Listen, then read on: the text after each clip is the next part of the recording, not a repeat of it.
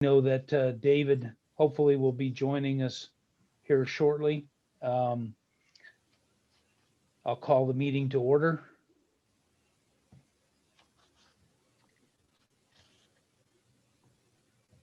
As we do with all of our meetings, we start with public comments. Is there any public comments, Mr. Stiles? If anyone would like to have public comment, we'd ask that you go into the participant window and raise your hand so that we can see that you're unmuted and identify yourself for public comment period, if anyone would like to do that.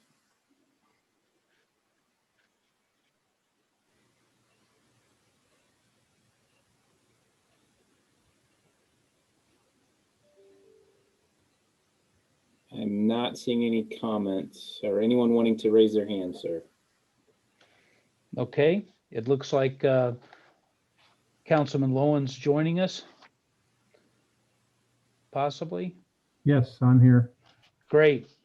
Okay, so we'll now move on to agenda item C, which is approval of minutes from our 11/24/2020 special meeting and the 12/1/2020 regular meeting. Did everyone receive a copy of the minutes? Were there any questions or corrections to the minutes? Hearing none, I'd accept a motion to approve the minutes for both meetings as submitted. Make a motion. Councilman McCarty moves. Second. Councilman Driggers seconds. Is there any further discussion? Hearing none, all those in favor say aye. Aye. Aye. Opposed? Motion carries. We'll now move on to agenda item D, approval of vouchers.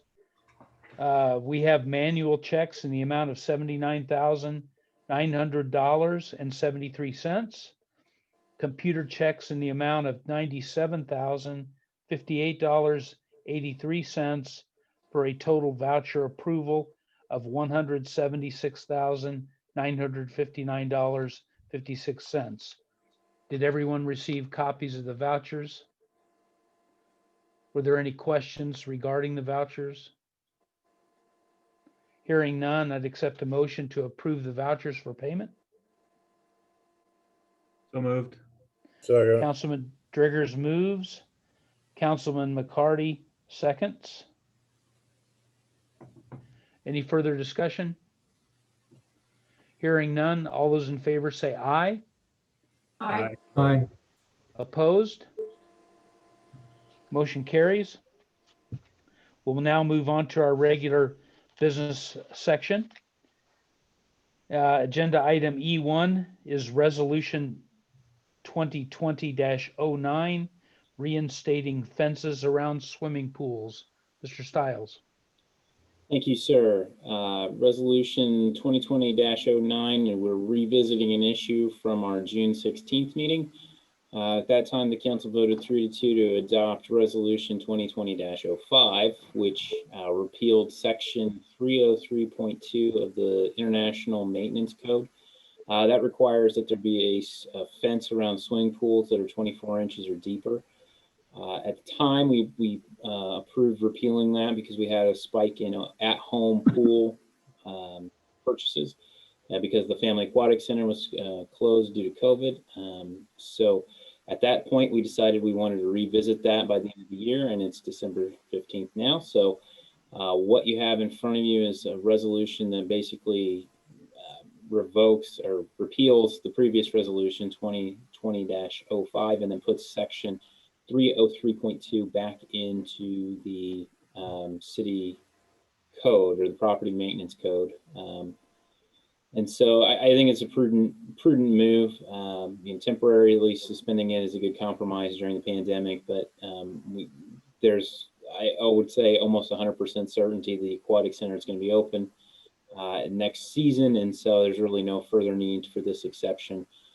At the time, we did identify anybody we knew to be a pool owner and advise them that this rule was in effect. And so if there is anybody who has a pool, and we let them know last year that this was going to be coming in the future. So We're just bringing this back to you for you to review and consider. Okay, are there any questions for Mr. Stiles? I move Hearing, that okay. we approve Resolution 2020-09. Okay, we have a motion by Councilman Lowen. Is there a second? Second. Councilman McCarty seconds. Is there any further discussion? Hearing none, we'll poll the council. Councilman McCarty, Yes. Councilman Gehring, Yes. Councilman Driggers, Yes. and Councilman Lowen. Yes. Okay, motion carries unanimously. We'll now move on to agenda item E2, fire truck repair. Mr. Stiles. Thank you, sir. So the fire department, we took our main pumper to Conrad Fire in Olathe for repairs. We had some issues with steering in the foam tank. And while it's up there, we had to take it offline, and we decided to have Conrad go through the truck and kind of give us a good idea of what we need to make it ready to go. With fire stuff, anytime you start getting into things, you can usually find some other things that need to be fixed. So you have an estimate of some of the work that's been done there, and then some of the other things that they feel are critical to be completed, and then also some recommended things. We've also had the fire department pull out the stuff that they feel like they can do.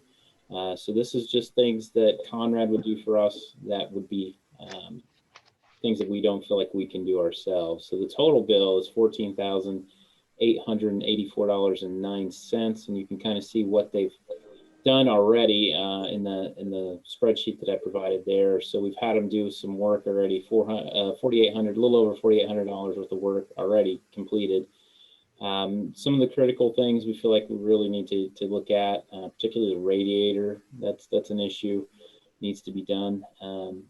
There's about $8,169 worth of critical things, and then the rest of the things, recommended things, are things that you'd like to see done, but maybe aren't, mission critical. It's, things like lights in some of the compartments, and the heater doesn't turn on all the way. Some of the more basic stuff. But since it's there and it takes so much time to get, so much effort and time to take these things offline, we're recommending that you go ahead and do all the repairs as listed and recommended on this. So we feel like we've got the budget authority to do this and the sufficient funds for the maintenance on this truck. And once completed, it should be up and running, ready to go again. It's a good unit, and we've had it for a while, but it's a solid truck, and we feel like putting the maintenance into it is a good investment. Okay. Any questions for Mr. Stiles? Would there ever be need for another truck in town sometime? So things like this, we have a truck available?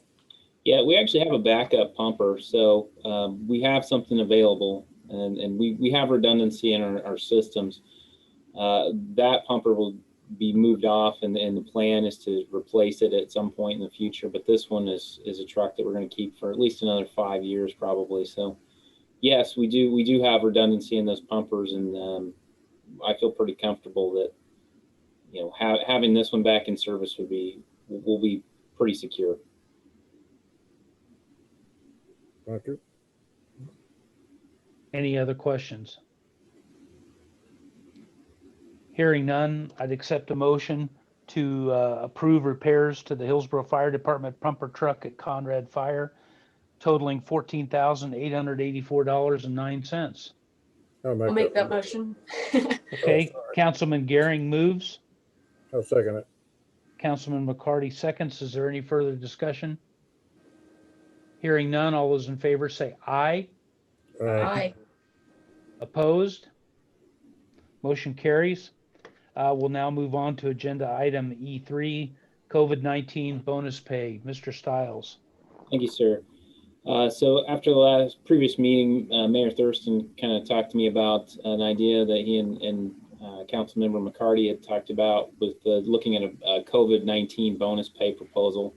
It's hard to deny that this year's been pretty rough on everybody, and we've had a lot of exposure, and I've worked really hard to keep everything moving and answering the calls and trying to make Hillsboro as best a place to live as possible during this time. It has been challenging, and we've seen our employees do an outstanding job. I would say they've done a tremendous job, taking all the things in stride and being able to kind of adapt and overcome. So many businesses have been doing bonuses, and so Mayor Thurston asked me to put together some options for that. So we did do a Christmas bonus as per our city policy on December 3rd. So that was a $50 bonus, and wanted to make sure that was something that, anything COVID would be a meaningful amount to people. And so we kind of landed after talking to several different people within the organization on $100.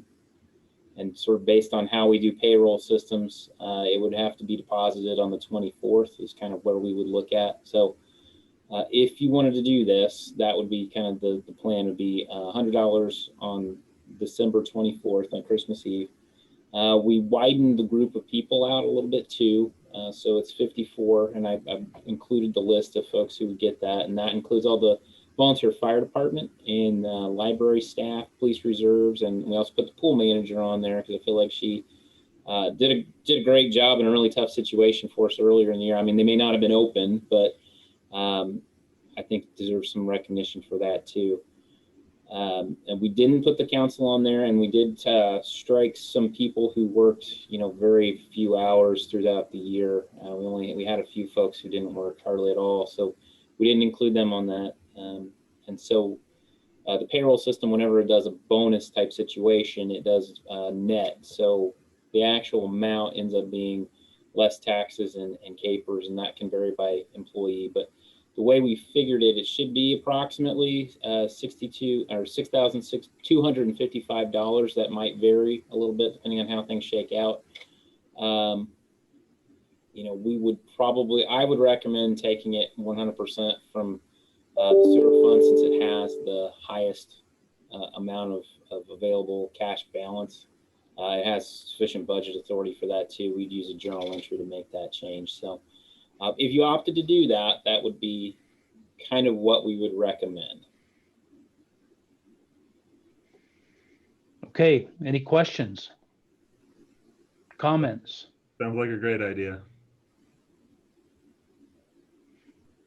Well, I will certainly, again, want to make sure that the credit goes to Councilman McCarty, because he's the one that brought this to my attention, and appreciate the work that Matt's done to put this proposal in front of us at my direction. But again, Councilman McCarty, thank you for bringing this up. I think it's been a tough year, and I think we've asked our employees to do a lot of things, and do a lot of things maybe differently than they've done in the past, and to put themselves in positions where other people could avoid.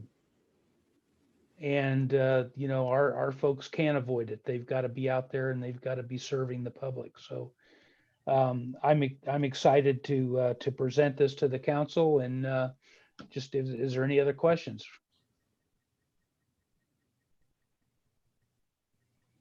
Hearing none, I'd accept a motion to approve the COVID-19 bonus for the employees based on the list of employees provided for $100 net bonus.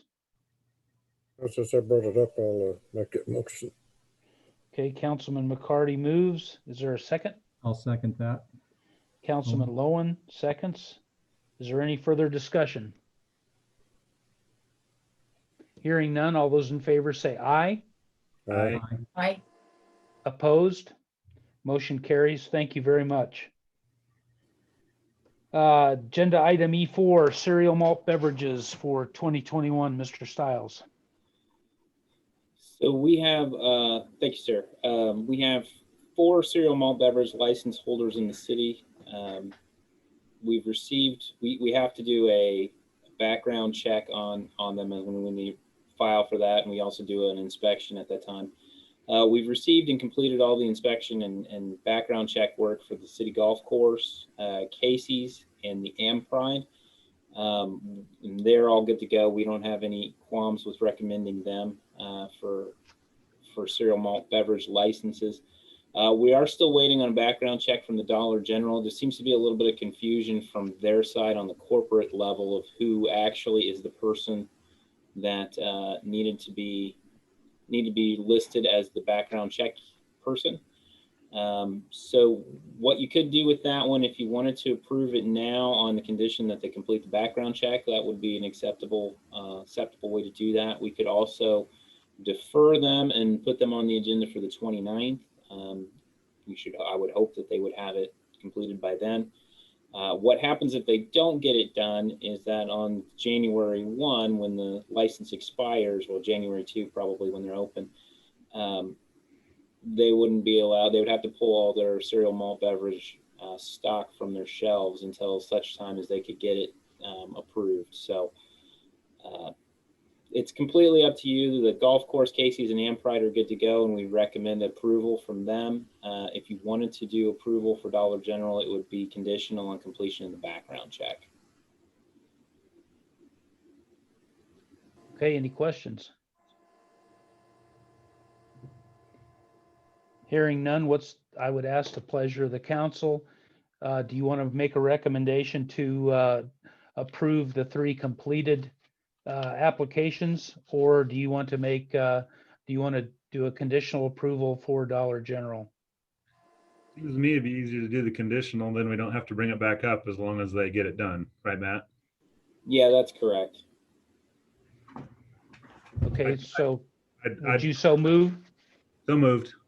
Okay, Councilman Driggers moves that we accept or approve the cereal malt beverage licenses for the 4 businesses noted, with the exception of Dollar General, which will be conditional upon their completion of the application process. Is there a second? Second. Councilman Gehring seconds. Is there any further discussion? Hearing none, all those in favor say aye. Aye. Aye. Opposed?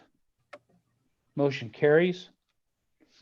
Now we'll move on to agenda item E5, Uniform Public Offense Code Ordinance 1323. Mr. Stiles. Thank you, sir.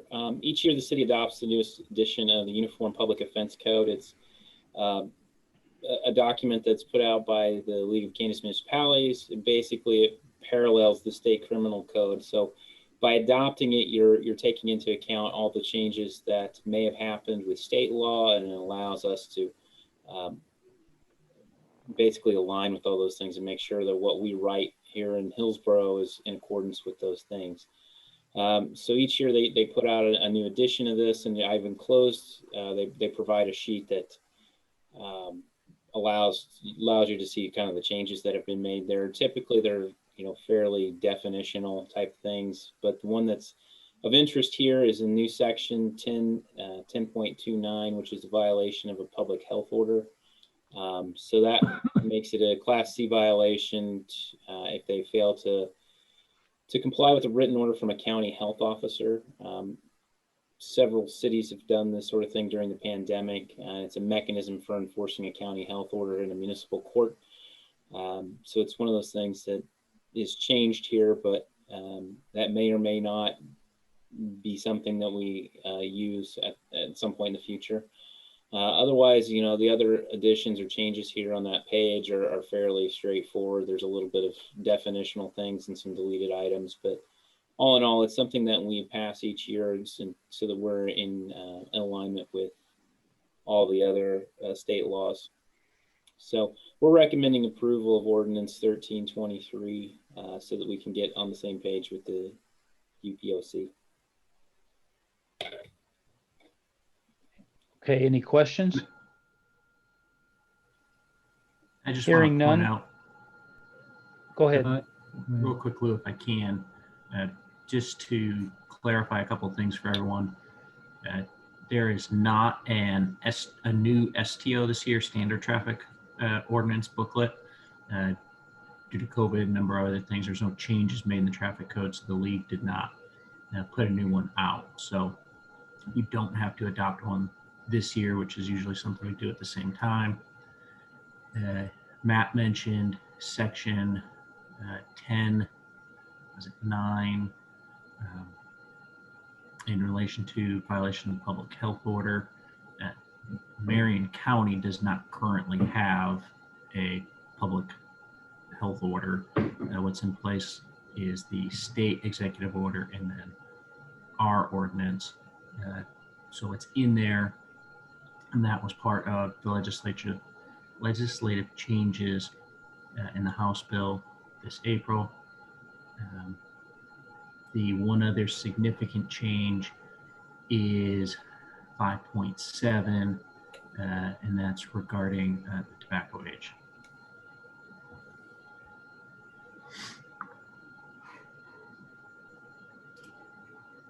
Josh, I noticed there were some other things about firearms in there too when I went through it, and I just didn't know what the background was on that.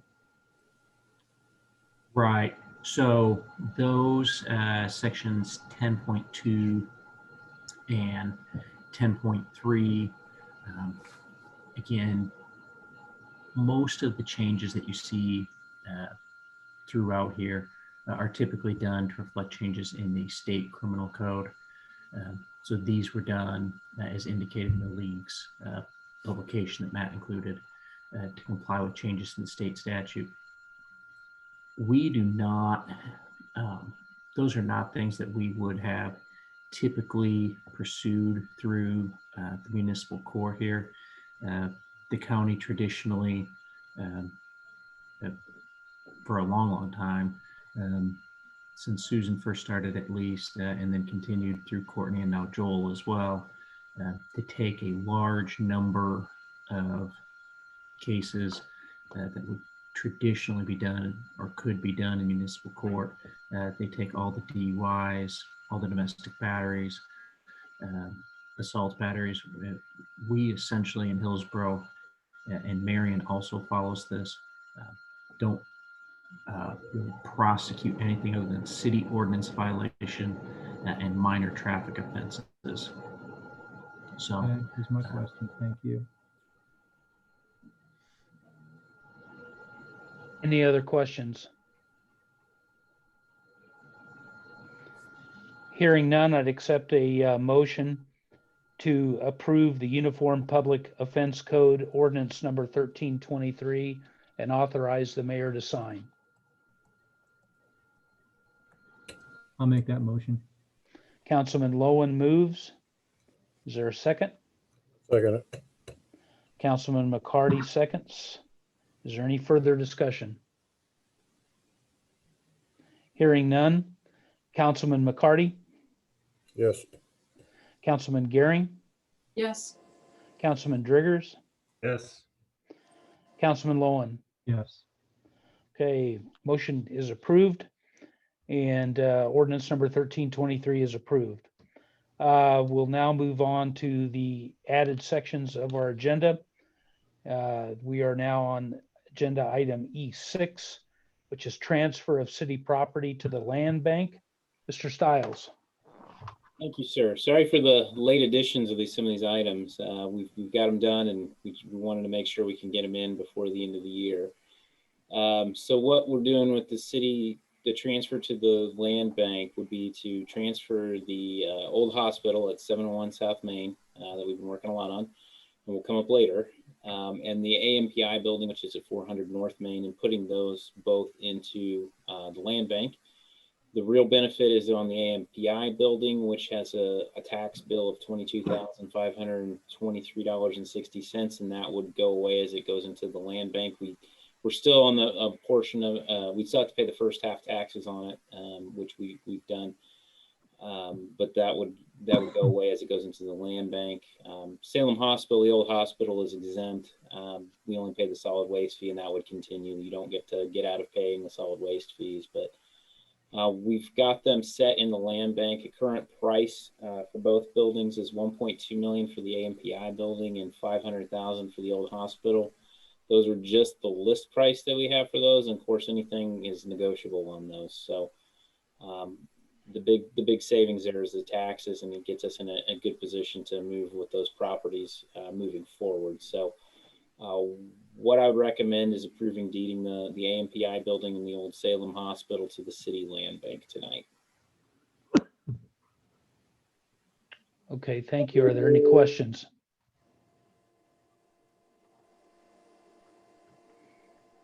Hearing none, I'd accept a motion to approve the transfer of the two city properties identified into the land bank. I'll make that motion.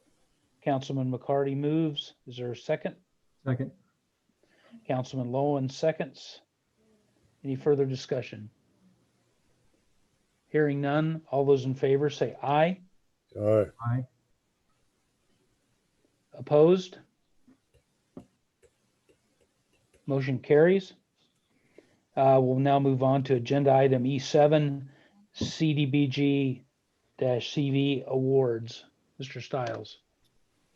Thank you, sir. So this is the follow-up to our first round of awards we did back a month and a half ago, I believe.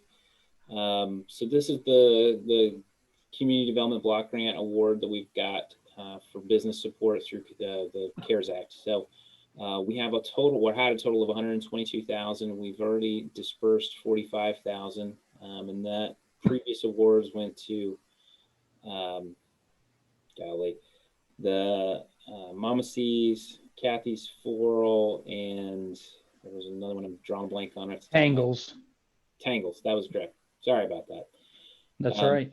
We've got we've got the remainder of that to disperse, and the process is a little bit cumbersome, so it's taken a while to get all the information back in. But today, this afternoon, Ranson had provided us with what we feel like is a pretty good group here to provide the remainder of the funds and finish out the grant cycle. So we have Home Resorts, which is the spa company, for 15,000. Blue Jay Lanes, the bowling alley, for 15,000. The pickup line for 15,000. Diamond in the Rough, Diamond Trading, and Diamond Creative Studios are all owned under one ownership. So what they did there was take the remaining dollars and separate those out so that none of them got the full 15,000, but they each got $10,666 and either 66 or 67 cents to balance it out. So they're three separate entities, but they're owned by the same person. So I felt like that was a fair way to kind of look at that. So we have these six tonight. It's a reminder on how the CDBG money is spent. It comes from the State Department of Commerce. And so businesses that qualify have to have 51% of their employees in low to moderate income category. That's what makes it so difficult to kind of get those things qualified for. So we did a lot of work. We talked to a lot of businesses around town to try to make sure that everybody had a fair shot at this. And these are the last six that we've made it through to the finish line. So we are recommending that we award these tonight. And then in those amounts that we've got stated there, the process then goes that we have to draw down from the state, and then there's a waiting period. And then once we get the money, we have 48 hours in order to disperse it. So it's a complicated process, but we feel like we're at the finish line now. So that's our recommendation tonight, is approve those six awards and those amounts. Okay, thank you. Any questions?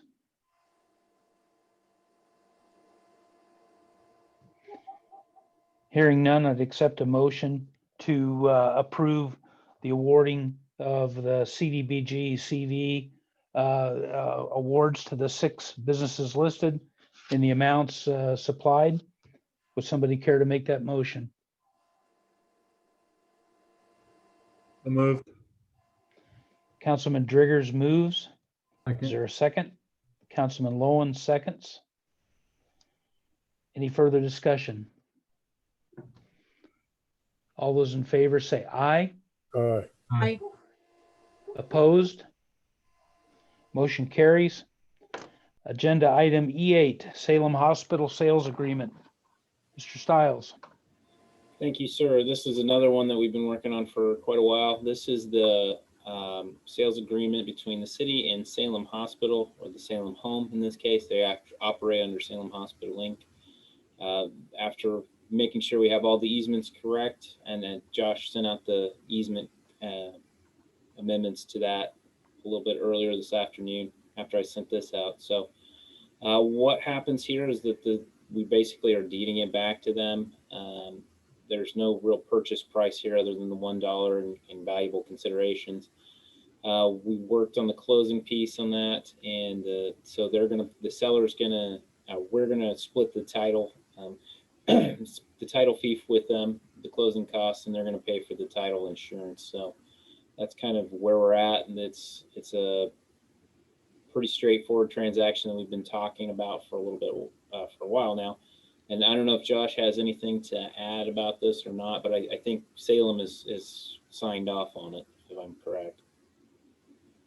Yeah, so I've been working with their council over the last several weeks, and have made a number of tweaks and edits throughout. Like Matt said, it's fairly straightforward, but it's also not really a traditional sales. We're more or less just doing a straight transfer, but this cleans up a number of things kind of outstanding between the city and Salem. So is a release of liability for both parties for obligations under the prior leases that we operated under. So the closing fee, security first actual closing fee, and the deeds, those will be split 50-50. But any title insurance that Salem wishes, that's going to be paid by the buyer. As far as cost, then this also does wrap up the expenses related to the division of the sprinkler system that the council discussed back at one of the November meetings. And you can find that fee down under closing costs, the bottom of page 6. So the sum in there that the seller, so that's us, will provide at closing will be $34,431.73.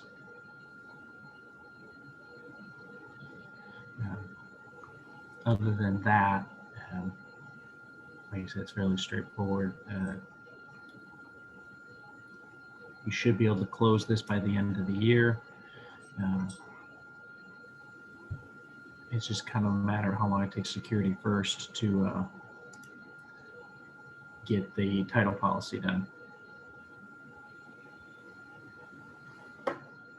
Hey, any questions? I would add that this is the 34,431 is the difference. We talked about, they had a preference on vendor for doing the fire suppression separation. And so we're actually paying the difference on the low bid and what their preferred vendor charged them. So this is not the full amount for that, but we're taking the lower of those two bids. It's about $7,500 less.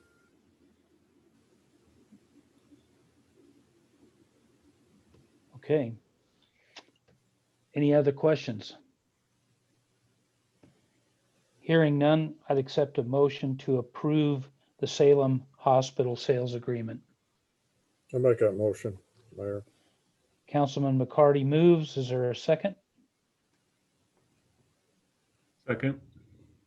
Councilman Driggers seconds. Is there any further discussion? I guess maybe just a housekeeping question is, I guess I'm a little confused why this wouldn't be under like our PBC or something like that. Why is this directly with the city? So the property is currently held in the city's name. It was deeded out Okay. 2014-ish, I think. But we do a lot of the bills to the PBC. Is that just more a mechanism of how those bills are paid, and the deed is still in the city's name? Right, because we're paying with the funds that were collected under the old mill levy. Okay. I just curious. Yep. Are there any additional questions? So we have a motion and a second. All those in favor say aye. All right. Aye. Aye. All those opposed? Motion carries. Thank you very much. And I certainly look forward to concluding this agreement before the year's over, and hope that Security One can help us facilitate that. They usually Okay. take about 10 days. All right. Well, maybe we'll get a little bit of a Christmas miracle here and get it done. At this point, I am going to turn the meeting over to Councilman Lowen to call the Public Building Commission to order. Councilman Lowen. I hereby call the meeting of the Public Building Commission to order. Everyone received a copy of the minutes. Are there any questions about that or corrections that need to be made in those minutes?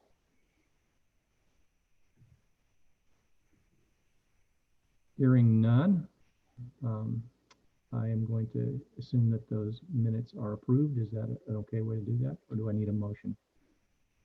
Move to approve. Okay, Second. got a motion and a second. Any discussion? Hearing none, I'm going to call for the vote. All those in favor say aye. All right. Aye. Aye. Minutes are approved. We have a couple of invoices here to take care of. One of them is from Hillsboro Hardware, dealing with some expenses that were involved in the old hospital. I'm assuming. Is that right, Matt? That's Okay. correct. Yeah. So again, this is an old one of the hospital things. So we had to put some portable heaters into the attic space. We were a little bit concerned about the heat with regard to how the frost may impact the new fire sprinkler system we put in there. There's a lot of areas that it's not really a big deal, but there were a few that we felt like we needed to add some additional heat. So I told Ben to go ahead and get some heaters. And so this is a situation where I've got attic heat, and one of the old surgical rooms has a heater in it too, and in order to keep the lines from freezing when the weather gets cold. So the total on that is $423.74 for all the items that we bought there. So do I hear a motion to approve the payment of the invoice to Hillsboro Hardware? I'll make that motion. Is there a second? Second. Any discussion? In that case, all those in favor say aye. All right. Aye. Aye. Okay, we have another invoice to American Fire Sprinkler Corporation. Matt, you want to tell us more about that one? Certainly. Yeah, we've had a whole host of issues with the old hospital lately, and this is another one. When we replaced the sprinkler system, one of the old pipey fittings that was connected to one of the flow switches kept malfunctioning. And so we had to call in American Sprinkler to come in and remove that section of pipe and replace the flow switch on there so that it could stop throwing alarms. When it threw an alarm, it was a situation where Salem would have to come in and it would trip them too at that point before it got separated. But so we got there and they took apart the pipe with the flow switch in it, and it was full of debris. So somehow it had some debris had gotten in there. They were able to come out the day after we got it, or we found the problem, which was really beneficial because we were having to watch it and make sure that there wasn't we couldn't reset the fire alarm system until it was finished. So fortunately, anytime you cut into a sprinkler system, it gets a little bit expensive. So it's $1,175 to do the work. But they did a good job, and they were very quick to do it for us. So we recommend paying on that one. Okay, I need a motion to approve the payment of invoice to American Fire Sprinkler Corporation. So moved. Second it. A motion and a second. Is there any discussion? Hearing none, all those in favor say aye. Aye. I hereby adjourn the meeting of the Public Building Commission. Thank you, Councilman Lowen. We'll now move on to agenda item E10, reimbursement request 28 on KDHE water project. Mr. Stiles. Thank you, sir. So this is a EBH request on the water line project for $1,670.85. I did speak with Mike Younger, who's the engineer working on this project, and told him we need to get this sucker wrapped up because it was taking a long time to get it finished. So they are working on design and update of the water line mapping, which is a GIS process whereby our staff marks on the maps, and we all take it and digitize it and add it into a GIS layer, which we can access. So they're working on getting this thing finished as soon as they possibly can. I would anticipate one, maybe two additional requests for pay on this, but then we can close this out because it's, again, it continues to just sort of drag on. So we've lit a fire under EBH, but we're hoping to get them wrapped up on this project as well. So we're recommending approval on this tonight, and hopefully it'll be one of the last ones for them. Okay, thank you. Any questions? Hearing none, I'd accept a motion to approve reimbursement request 28 on the KDHE water project. I'll make that motion. Councilman McCarty moves. Is there a second? Second. Councilman Driggers seconds. Any further discussion? Hearing none, all those in favor say aye. Aye. Opposed? Motion carries. Agenda item E11, Elcon invoices. Mr. Stiles? Yeah, pretty small one today. Just a few things that we picked up to do some work at City Hall. $4.62. Pretty small one, but that is what we do today. So Okay. I move that Any we question? approve the payment of the invoice. Okay, we have a motion by Councilman Lowen. Is there a second? I'll second it. Councilman McCarty seconds. Any further discussion? Hearing none, all those in favor say aye. Aye. Opposed? Abstaining? Abstain. Okay, thank you very much.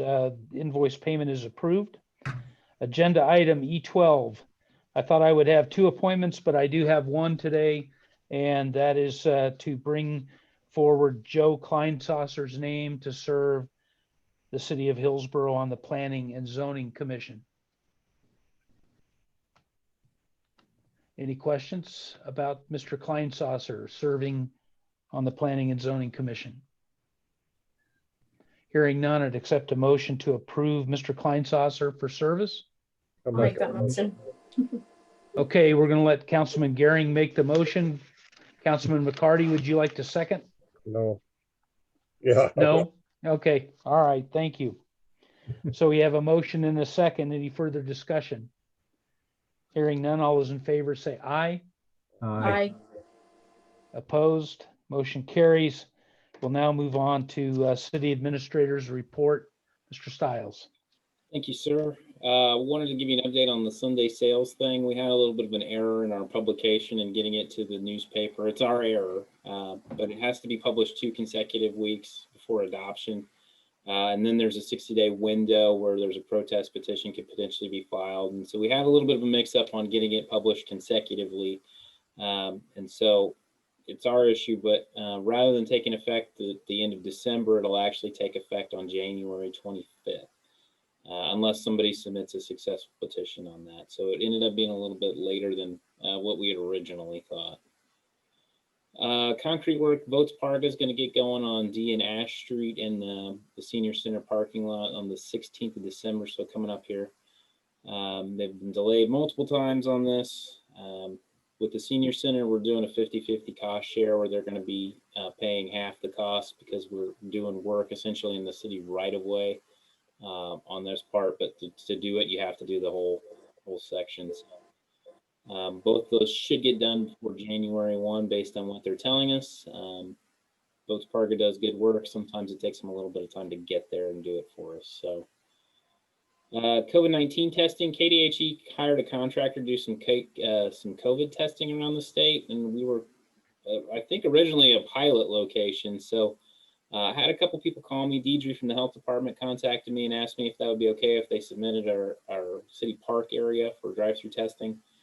Their contractor called me a couple different times, and I gave them the thumbs up that they could do that if that was something that they wanted to do. According to KDHE, they had to have it done by the end of the year. So I haven't heard a thing back from them since I talked to them originally. I have no idea if they're actually going to end up doing this or not. I assume there's a huge public information campaign that would go with something like this, but they're running out of time. So I'm not holding my breath that it's actually going to happen.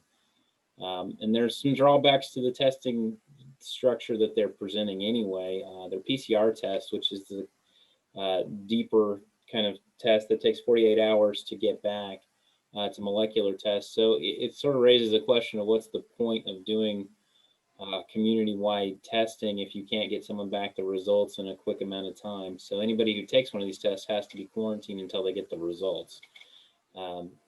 So I don't know. I have some questions about it, but if they do contact me, I'll keep you posted as to what ends up happening with that. Vaccine. So the vaccine has actually started going out to this week. I think yesterday they had some they were vaccinating people at in Wichita at the hospital there. So the good news is that utility workers are considered essential, and so they end up falling into 1B category for the COVID-19. However, there's such a limited number of doses initially, I wouldn't expect us to see those vaccines coming in anytime quickly. So we do have an earlier spot in the line than the general public as far as our utility workers go, which I think is a good thing, but we'll see kind of how that works out. Council room, we've got that almost, I would say it's 99% completed. Everything appears to be done in there. Chris has to come back and do some tweaks on some things and then actually give us a little bit of instruction on how to use the system, but it looks like we're good to go there. Had an interesting request from a business owner out in Hillsboro Heights about maybe putting up some decorations, Christmas decorations. You know, we do the wreaths and the building lights downtown, but we don't do anything out there.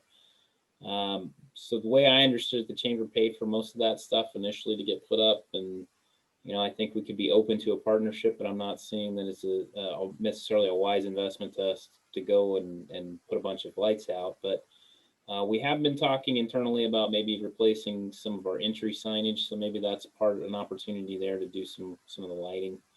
The way I understand it, they used to have one of the giant stars that we have on the south end of town up at the north end of town as well. But when Midway put in their drainage or the retention pond there, it went away. So there may be something we can do there. I'm not opposed to adding Christmas lights. I don't want to be a Grinch about it, but also at the same time, I don't feel like it's necessarily the best use of resources. So there may be some more opportunity there, but we'll have to wait and see. And in case you missed the tree lighting, I think it went really well. I would give the mayor props for his speech there, and Pastor Warner for coming out and giving the invocation there. And Dan Kenning was on hand, and the sheriff to light the tree in celebration of the blue. So it was really good. It had over 1,000 views when I wrote this. I think it's got a few more now. We had about 40 people watching on Facebook Live, which is really, really good turnout. I was impressed by that. And there were probably a dozen or so hardy folks who were actually there with us at that time, wearing their masks and spread out. So I think it went really well as far as it could have went. You know, Down Home Christmas, I think, went pretty well for the chamber, and the tree lighting went is better than I expected it to. And so I think they were both a success in this time. So look forward to next year and maybe going back to something a little bit more normal. And Friday, I'm going to release the employees at 1 o'clock on Friday on the 24th for Christmas Eve. Traditionally, we'll have all the emergency things up, and all the departments will be available to respond to calls. But this is usually our slowest business day of the year, and frankly, one of our least productive. So I don't think we're going to lose out on too much from actually shutting down the office at that point. But it's one of those things. I think Christmas Eve is a good opportunity for family, and since it's a Friday, it kind of made sense for me to do that. And then I would bring it to attention that we've been doing COVID testing here at City Hall. We've been testing and screening the water department twice a week. And then I've done testing for three other employees. Well, an employee and two firemen. Employees are firemen, or firemen are employees too. We did have our first positive test today, so we've referred that on to the health department. We've done pretty well so far with that, but we did have the first positive today, and we may have an additional positive. Somebody's in quarantine now. She had an exposure, and so she's wanting to get tested on Thursday, which is a couple days in order for that to cultivate and to maybe show up if it was actually COVID. So, you know, we're managing through it and trying to do it.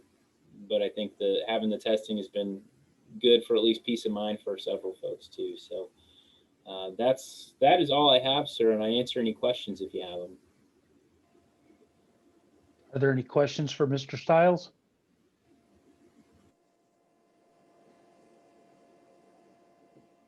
Okay, thank you, Matt. Is there any other business that needs to come before the council? Hearing none, we will adjourn our meeting.